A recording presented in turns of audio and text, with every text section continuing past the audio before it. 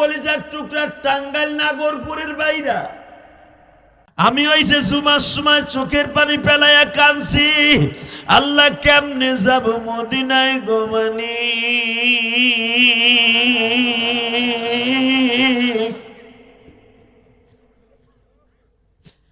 হাজী শফি সাহেব তার বিবির লাগে, বড় ভাইয়ের লাগে, ডিপজলের বড় ভাইটা বাদশার সাথে পরামর্শ করছে, আসরে রক্তে যাইয়া আমাকে টাকা আছে আমরা যাই, কোনো কিছু মনে হয় না, কিন্তু যে যাইতে পারে না আমাকে ইমাম সাহেব মনে কত কষ্ট।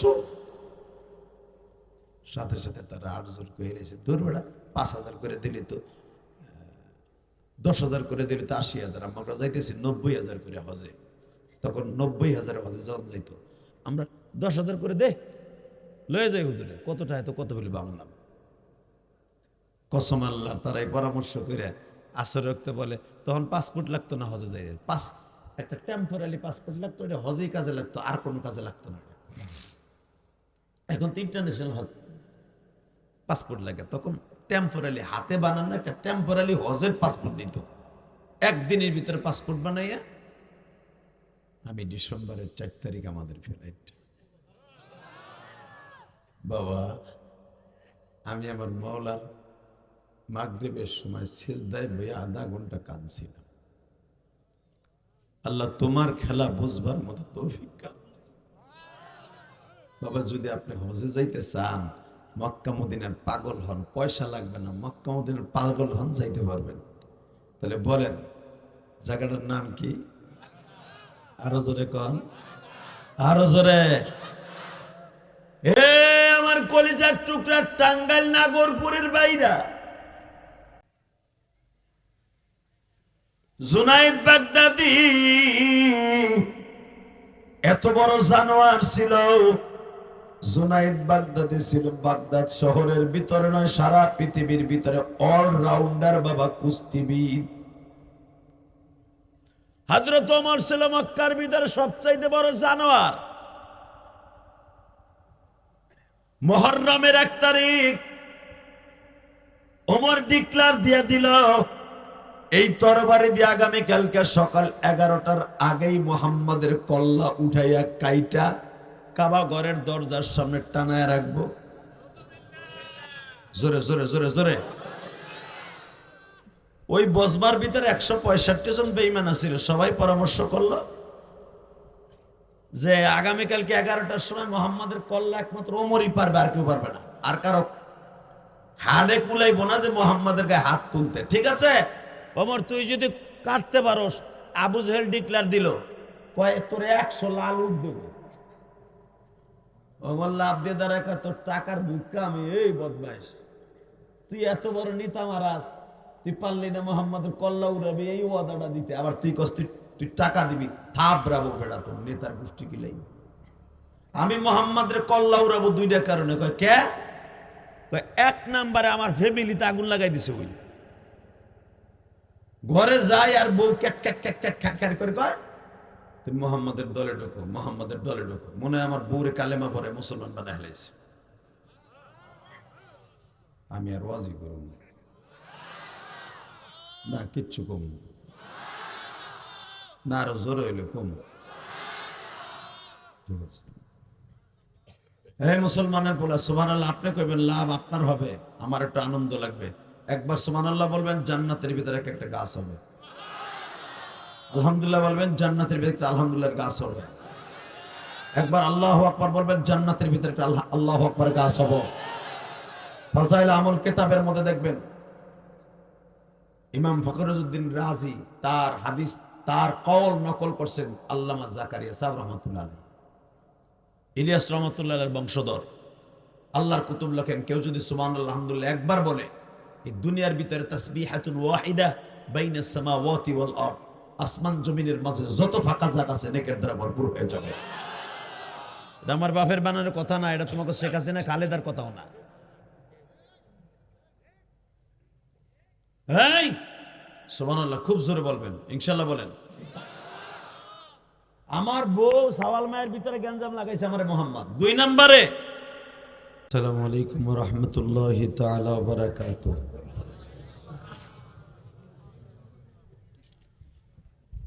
أعوذ بالله من الشيطان الرجيم.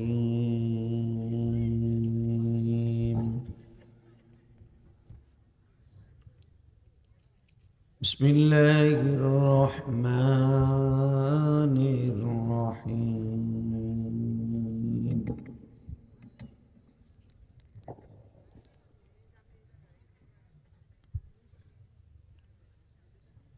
ولا تهنوا ولا تحزنوا وأنتم الأعلون إن كنتم مؤمنين.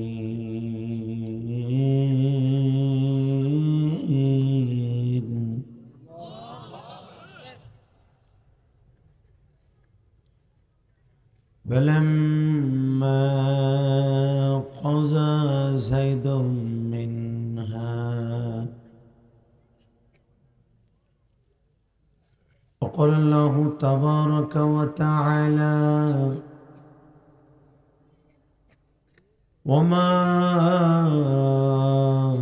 أرسلناك إلا رحمة للعالمين.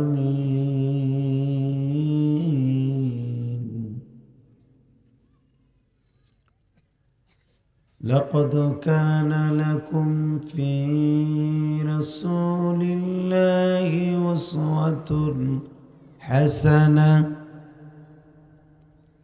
وإنك لعلى خلق عظيم. وآتينا موسى الكتاب وجعلناه هدى لبني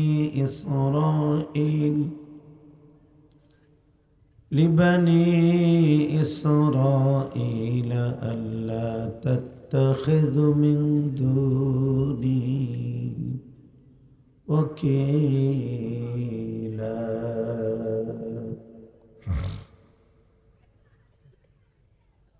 إن الله وملائكته يصلون على النبي يا أيها الذين آمنوا صلوا عليه وسلموا تسليما. اللهم صل على محمد وعلى آل محمد كما صليت على إبراهيم وعلى آل إبراهيم إنك حميد مجيد. নামাজ পড়লে কে খুশি হয়? আল্লাহ নাম আস্তে নিয়েন না, সব শক্তি দিয়ে নেন, ইমানের শক্তি বাড়বে। নামাজ পড়লে কে খুশি হয়? এই দুইটার আওয়াজ বাড়াও গুলির মতো, নাহলে ওইখান তো আমার একটা ঘুরাও, ডাইরেক্ট টন্ডাস বাড়াও, মাস্টার বাড়াও, একসাথে। সর্বময় ক্ষমতার মালিককে, এখানে আসার তৌফিক কে দিছেন? যাইবার তৌফিক কে দিবেন? সব কাজের শুরুতে কার নাম নেবেন? খানা খাওয়ার সময়, পানি খাওয়ার সময়, সুদ খাওয়ার সময়। সুদ খাওয়া হালাল না হারাম? জোরে, আরো জোরে, জোরে। সুদ খান খান, আমি না করব না, আর আমি কইলে আপনি ফেরবেন না। আমার এই 26 বছরের ওয়ারেজে জীবনে শুনি নাই জোয়াজের থেকে যাইয়া কোনো চাচা তার বউরে পিড়াইয়া সুদেরটা উঠাই লইছে, শুনি নেই। কালকে যাইও আপনি সুদের টাকা উঠাবেন না, আমি জানি। তোমার মনে ওটা চলে না, তোমার এই দুইটা চলে না মনে হয়। দোলা ভাই দেহ দেহ চলেনি, দেই আল্লাহ রলি চলে না। আল্লাহ তাক চলবে না, টন্ডা বাড়া, রেবারটা হালকা বাড়া, মাস্টারটা বাড়া, সব ঠিক থাকবে। লিল্লাহে তাকবীর। লিল্লাহি তাকবীর, লিল্লাহি তাকবীর। আচ্ছা, ওই হাম দিচ্ছে কেন? আর 3 ধরছে দেখ। আল্লাহ, এভাবে হাত আর হাত নিবি না, ফাটুক আর বইল, তুই হাত ছড়া। আল্লাহ, দুনিয়ায় যতদিন বাঁচবেন কার গুণগান গাইবেন? জীবনে একটা দিন যদি আল্লাহরে খুশি করতে পারেন, সারা দুনিয়া আপনার নামে দলিল হয়ে যাবে, জান্নাত একটা ঘর হয়ে যাবে, 70টা বউ আপনার নামে দলিল হয়ে যাবে। এক চাষির ডরে মাঝে মাঝে যমুনা নদীর মাঝখানে যে নৌকা নিয়ে বয়ে দাও, চাষি কয়ে দিয়েছে গোলাম আজকে খালি আয়, 70টা বউরে আল্লাহ দিবে, কোনো গ্যাঞ্জাম হবে না। লা ইয়ামুতু ওয়ালা ইয়াহইয়া, কোনো জীবনও নাই, মৃত্যুও নাই। মৃত্যু নামক বস্তুটাকে মাওলাই কারিম জবাই দিয়ে দিবে, আর কোনোদিন মানুষ মরবেও না, জীবিতও হবে না। সারা জীবন আরামে খাবেন আর ঘুরাবেন আর বলে টুনটুন করে গান গাবেন। ওই জিন্দিগিটা যে কত আরামদায়ক। সালামুন আলা, সালামুন আলা, সালাম, শান্তির উপরে শান্তি। আহা, আমার নবী বলেন, জান্নাতের নিয়ামত যদি বান্দায় জানতো, ঘরবাড়ি ছেড়ে দিয়ে জান্নাতের কামি করত। আমার নবী বলেন, যারা দোজকের আযাব দেখতো, ঘরবাড়ি ছেড়ে দিয়ে জঙ্গলে জঙ্গলে ঘুরত।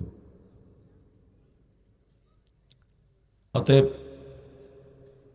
আমি আপনাদের 2টা পাও দিয়ে বলবো, এই দুনিয়া থাকতে পারবেন না।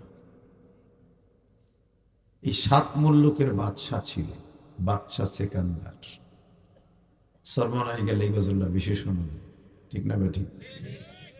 7 মুলুকের বাদশাহ, বাদশা সেকান্দার, যাকে খ্রিস্টানরা আলেকজান্ডার বলে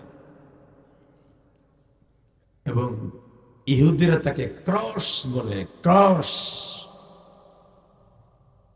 তার উপর দিয়ে শক্তিশালী কোন মানুষ আল্লাহ বানায় নাই, যিনি ঘোড়ায় সওয়ার হয়ে পূর্ব থেকে পশ্চিম, উত্তর থেকে দক্ষিণ, পৃথিবীর এমন কোন জায়গা নাই আমরা তাকে সেকান্দার বলি না, আমরা বলি জুলকারনাইন, যাকে আল্লাহ কোরআনে জুলকারনাইন বলেছে। যেরকম মারহাবা।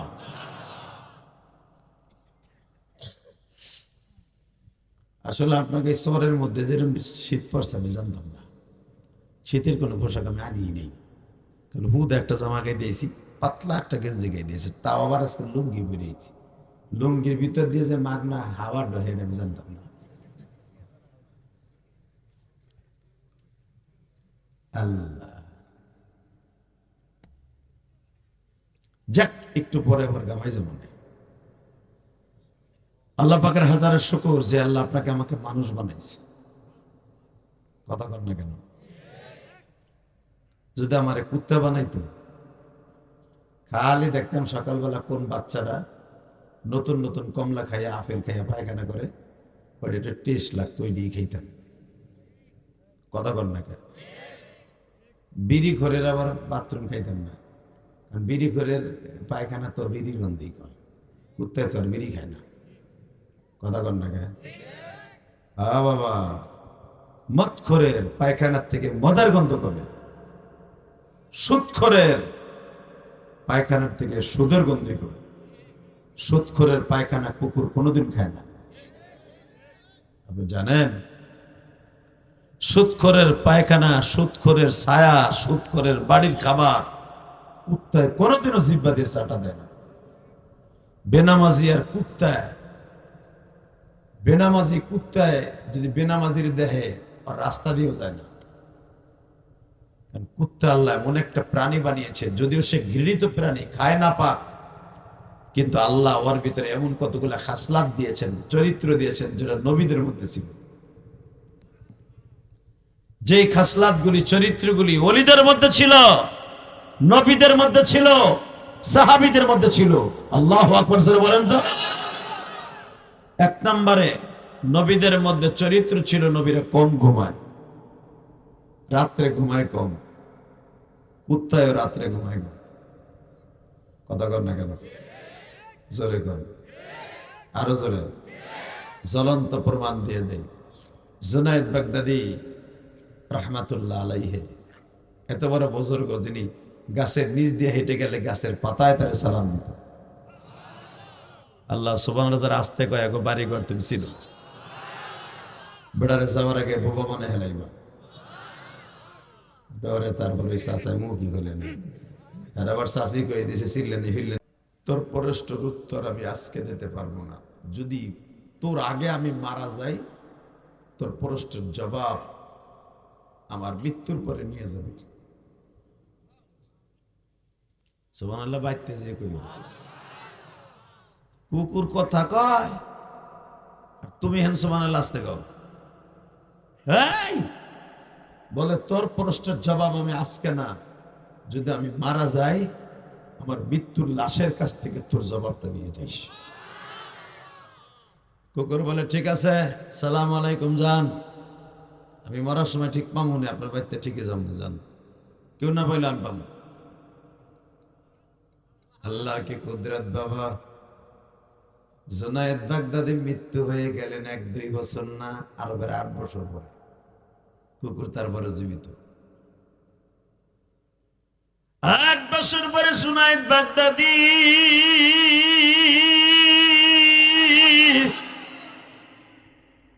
চলে যায়। যাইবার সময় যে কুকুর তারে সালাম দিয়ে বলছিল তুমি দামি না আমি দামি, ওই কুকুর মারা গেছে।